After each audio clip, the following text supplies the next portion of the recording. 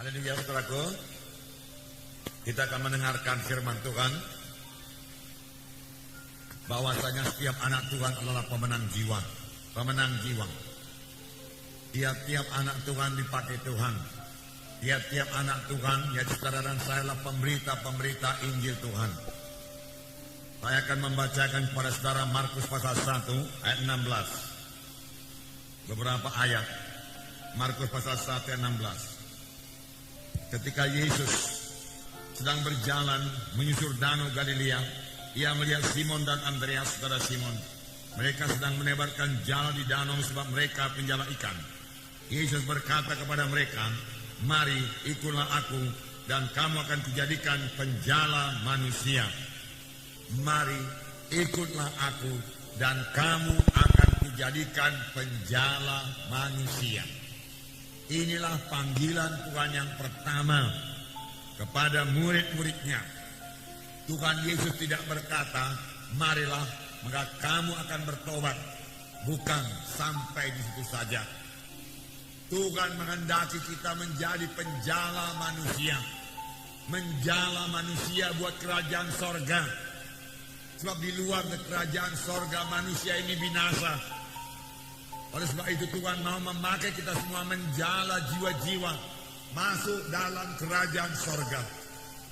Dan pada akhir daripada pelayanan Tuhan Yesus, sekali lagi Tuhan Yesus berkata dalam Markus 16 ayat 15, lalu ia berkata kepada mereka, "Pergilah ke seluruh dunia, beritakanlah Injil kepada segala makhluk. Siapa yang percaya dan dibaptis akan diselamatkan, tetapi siapa yang tidak percaya akan dihukum. Tanda-tanda ini akan menyertai orang-orang yang percaya. Mereka akan mengusir setan-setan dalam demi namaku. Mereka akan berbicara dalam bahasa-bahasa yang baru bagi mereka. Mereka akan memegang ular, dan sekalipun mereka minum racun maut, mereka tidak akan mendapat celaka.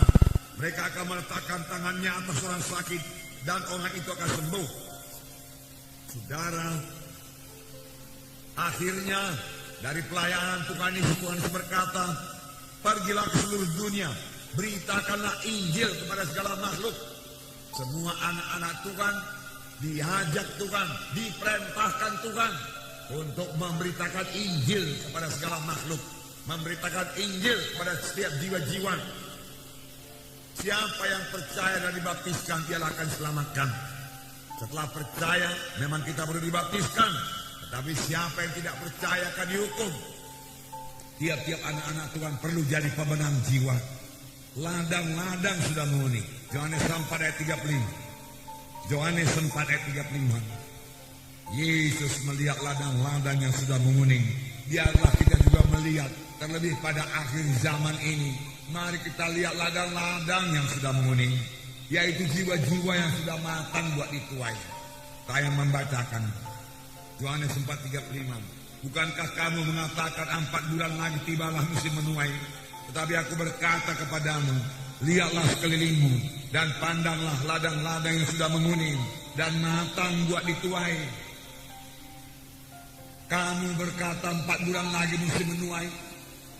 Boleh jadi murid-murid melihat ladang biasa, ladang gandum, yang menurut perkiraan mereka 4 bulan lagi baru bisa dituai karena ladang itu baru-baru ditanami. Tetapi yang dilihat Tuhan ini adalah ladang Tuhan, jiwa-jiwa yang sudah menguning, masak buat dituai. Tetapi aku berkata kepadamu, Tuhan berkata, angkatlah matamu, lihatlah sekelilingmu, pandanglah segala ladang-ladang sudah menguning buat dituai. Sekarang juga kita perlu mengangkat mata kita, memandang ladang-ladang Tuhan sekeliling kita ini. Apakah itu tidak lain daripada jiwa-jiwa yang tersesat, jiwa-jiwa yang terhilang? Tetapi ada satu lagi keluhan Tuhan Yesus, yaitu Lukas 10 ayat 2 dan 3. Saya membacakan kepada saudara.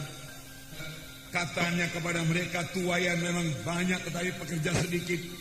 Karena itu mintalah kepada Tuhan yang mempunyai tuaian supaya mengirimkan pekerja-pekerja untuk tuaian itu. Persoalannya di sini, walau ladang-ladang sangat luas, ladang-ladang sudah menguning, siap sedia buat dituai, tetapi pekerja sedikit. Pekerja sedikit. Marilah bayangkan pada pagi hari ini, saudara berdiri di tepi satu ladang yang sangat luas. Sejauh-jauh mata memandang, saudara melihat padi-padi yang sudah menguning semua. Boleh jadi berkilometer ke sana, menguning semua buat dituai.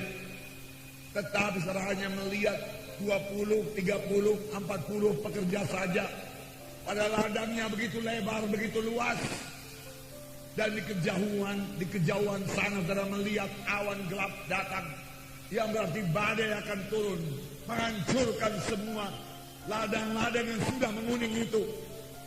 Dan pekerja begitu sedikit, hanya 20-30 orang. Tentu akan banyak sekali hasil panen itu akan musnah, tidak sempat dituai, hancur oleh badai tersebut.